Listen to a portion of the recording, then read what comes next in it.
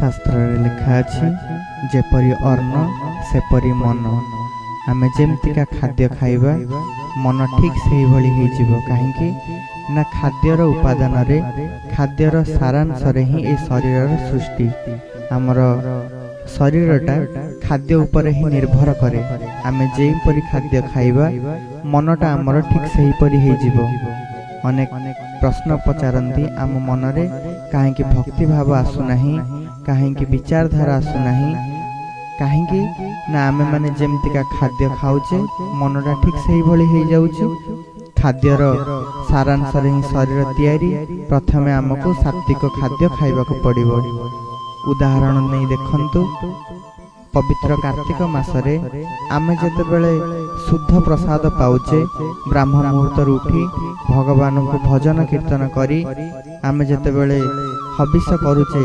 ग्रामांचल मानकर सोमवार पालन करा जाए। कार्तिक मासरे पवित्र सोमवार रे शुद्धपूत भाव रे माँ माने अरुआ प्रसाद आउ हविष करंती।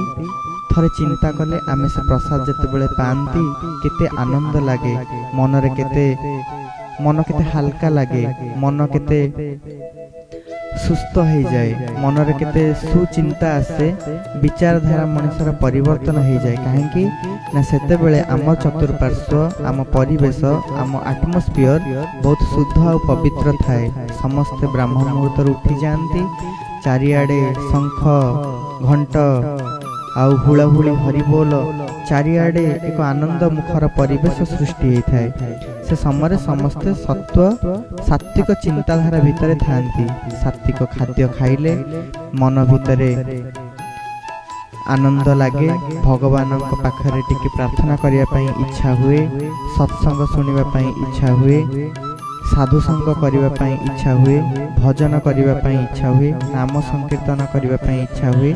तेणु आपण जो परी खाद्य खाइबे मनटा सेही भली हेई जिवो।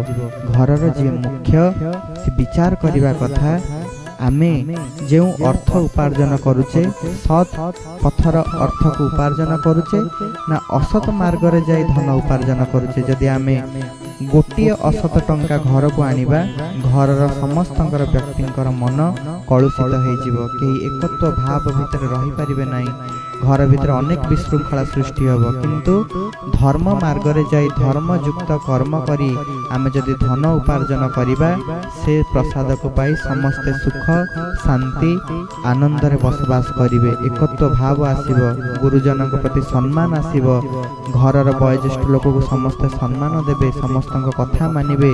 घर भितर केबे विशृंखला बा झगड़ा कजिया हब नाही।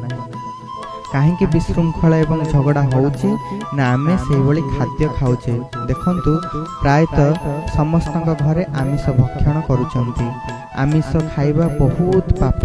कहीं जीव को हत्या करिबा सबुठ बड़ पाप। शास्त्र रे लिखा अछि जीवे जहार दया नाही उद्धव चंडालटी सेही। चंडाल कहले कौनसी जाति नाही, चंडाल कहले कौनसी लोक नुहंती जो माने जीवों प्रति दया भाव रखती नहीं, जो माने निर्दय ही जीव मान को हत्या करी खाई जाती से माने ही होचंती प्रकृत रे चंडाल। तेणु बाया बाबा मध्य तांको बाया गीत रे उल्लेख करिसंती जे जीव को मारिकी खाइबाटा बहुत बड़ा पाप। कहीं ना काटी देले तोर अंग को जदि बाधिब नहीं, जीव मारी कले भक्षण दोष न थाए तही। आपण को अंग को जदि काटी दिया जाए आपण को कष्ट न हबो तेबे आपण जीव को मारिकी खाई परिबे। किंतु आपण को अंग को काटिले जदि आपण को कष्ट होउची ताहेले आपण केबे जीव मारिकी खाई परिबे नहीं। साधु संत माने साधुटीए मारी जीव को पुणी दिए बंचाई एपरी सकती जहार सेही जीव मारई। पुणी बाया बाबा उल्लेख करुचंती साधुटीए से जीव को हत्या करी पुणी जीव को बंचाइबार शक्ति ता भितर अछि। गोटे उदाहरण दउछु, ध्यान सहित शुणिबे। प्रभु शंकराचार्य जेतेबेले तांकर 6 जन शिष्यंक सहित यात्रा करुथिले, गोटे जगह तांको बहुत भूख लागिला। हाट पड़िला, हाटर देखिले सुंदर माछ गुड़िक भजा होउछि। कड़ेईरु गरम गरम माछ आनिकी 2-3 पीस खाईदेले। जेतेबेले शंकराचार्य को देखिले तांको शिष्य माने गुरुदेव माछ खाउचंती, 6 जण शिष्य भितर 4 जण शिष्य मध्य माछ खाईदेले, आउ 2 जण शिष्य खाइले नहीं। किछि बाट आगु गला परे गोटे जगह रे पित्तल जो कंसा बासन तैयारी करा जाए से कंसा गुडी को निया रे गरम कराई आउटा जाउथला पात्र तैयारी करिया पई। शंकराचार्य कहले हमको शोष लगुच से पानी टिके दियंतु, चकचक होउथाय से कंसा गुडा को ढळ ढळ होउथाय। जे तैयारी करछन कारीगर से कहले ए कंसा को जे जदि गोटे टोपा हम शरीर ऊपर पड़े ये कोणा है कि हाड़ को कोणा करी से पड़े बाहर पड़िबो, याकु कोन पियंती एतिकी कहबा भितरे शंकराचार्य गोटे पात्र धेरे से गरम गरम तरल थिबा कंसा को ढक ढक करी पी गले। जेतेबेले पी गले पछु बोली कि जेउ 4 जण शिष्य तांकर गुरु माछ खाइथिले बोली शिष्य खाइ दिथिले, से शिष्य को अनै कहले आमे बे वर्तमान कंसा को पिलु, तुम एबे पियो।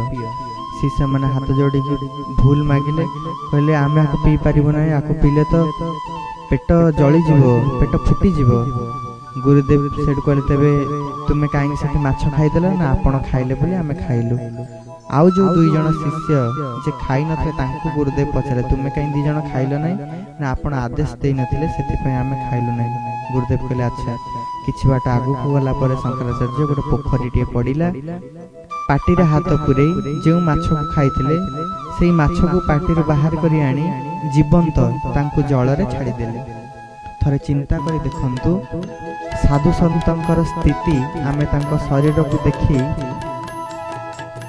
अनुमान करिबाटा तो सहज कथा नै। जीव मारी साधु मारी जीव को पुणी दिए बंचाई, एपरी सकती जहार सही जीव मारई। जो माछ को से ग्रहण करथिले तांको बाहर कर दे पानी रे छाड़ी देले एवं से माछ माने पहरे के पानी रे पळै गले। शिष्य मन पर तुम जा खाइ तो तांको बाहर कर। तबे कहिबार तात्पर्य जो माने जीव को मारी की पुणी जीव को बंचाई पारिबे से माने जीव मारिले चलिबो। आमे माने प्रत्येक समय रे जीव मान को मारी के खाइ जाउछे। तेणु खाद्यर सारांश रे खाद्यर पोषकता रे ही ए शरीर सृष्टि हेछि। जानिबा दरकार आमर जो मनुष्य शरीर ए ह्यूमन फॉर्म ये आमिष पई उपयोगी कि नुहे। आमे माने समस्त वेजिटेरियन, आमे माने के नॉन वेजिटेरियन नुहंती। आमिषासी प्राणी एवं निरामिषासी प्राणी मानकर लक्षण होछि भिन्न भिन्न। गाईटिए, घोड़ाटिए, छेलीटिए, गधटिए, हरिण एमान सब कोन आमिष खाती, किंतु बाघ, भालू, फेटा, बिलुआ, कुकुर, बिलेई एमाने समस्त आमिष खाती। कहीं एमानकर शरीर गठन प्रणाली अलग अलग। देखो कुकुर, बाघ, बिलेई एमानकर नख मुनिया मुनिया, किंतु गाई, छेली, घोड़ा, हरिण एमानकर नख मांकड़ एमानकर नख सब चेप्टा। मनीषर नख चेप्टा ना मुनिया? चेप्टा। आम मानकर समस्त नख चेप्टा। जो माने आमिषासी प्राणी नॉन वेजिटेरियन से माने समस्ते जीभरे पानी पियंती, अर्थ जीभ लगे पानी पियंती। गोटे कुकुर को देखिए, गोटे बिले की देखिए, से माने जीभर चाटी चाटी चाटी चाटी पानी पियंती। किंतु गाई, छेली, घोड़ा एमानक आपण पानी देले से माने थोड़ी रे पीबे बा ओठ लगे की पीबे। मनीष केमती पिए? ओठ लगे की ही पिए।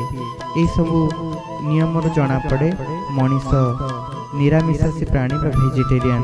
देखंतु जेतेबेले गोटे मांसासी प्राणी से पिला जन्म करे तार आखि बंद है कि से माने जन्म होंदी। गोटे कुकुर को देखिबे, सेतेबेले पिला जन्म करे से कुकुर छुआटीर 10 दिन रे बा 12 दिन रे बा 15 दिन रे गाँ गहली रे लोके माने लक्ष्य करिथिबे, देखिबे कुकुर छुआटीर आखि 12 दिन रे बा 15 दिन रे फिटे। गोटे चाळर जदि मुसाटी पड़ी जाइथिबो छुआटी, नाली नाली तार चमड़ा थाए, तार रूम उठी न थाए, ओली रु खसी पड़ती, से छुआ मान को उठे देखिए तांकर आखि बंद थाए। तेबे जो माने आमिष खाती बा नॉन वेजिटेरियन एनिमल से मानकर पिला माने आखि बंद करी जन्म होती। किंतु गोटे गाईटे पिला जन्म कले, छेलीटे पिला जन्म कले बा हरिणटे पिला जन्म कले से मानकर आखि खोला थाए। माँ गर्भरु से माने आखि खोला करी जन्म होती। तेबे मनुष्यर पिला जो जन्म होचे तार कोन 12 दिन पर आखि खुलुची 10 दिन पर आखि खुलुची ना साथे साथे खुलुची। मनुष्य जो जन्म हुए तार पिला जो जन्म हुए से आखि खोला करी जन्म हुए। गोटे छोट पिला छोट शिशु भगवानंकर पूर्ण प्रकाश छोट शिशु मानक भितर थांती। छोट पिलाटी को देखते आप जब आइंस खुआईदेवे से साथे साथे से बांती कर पकेब ता देह असुस्थ हो से कांदिबा को लागिबो झाड़ा परिस्रा हो कहीं हुए ना आम मानकर शरीर माछ मांस खाइबा पई तैयारी है ना आम मानकर शरीर आम माने समस्त भेजिटेरियन शुद्ध पवित्र भगवान को प्रसाद लगे आम माने खाद्य खाइबा दरकार। सेथिपई मनीष बध जीव मानक हत्या करी खाउथिबर ता भीतर बेविचार बढ़ुची से हिंसात्मक हो जाउची अन्य प्रति तार दया भाव आसु नाही गुरुजन को देखले सम्मान करू नाही। तेणु आमे माने प्रत्येक समय शुद्ध खाद्य खाइबा दरकार। एई शुद्ध खाद्य खाइले सात्विक भावर खाद्य खाइले भगवान प्रति भल पाइबा बढ़िबो। आमे माने समस्ते एक सुस्थ जीवन अतिबाहित करि परिबा। मनुष्यर सांसारिक जीवन बा गृहस्थ जीवन आनंद एवं उल्लास रे परिपूर्ण हब। आम माने समस्ते सुख शांति आनंद ही अनुभव करिबा।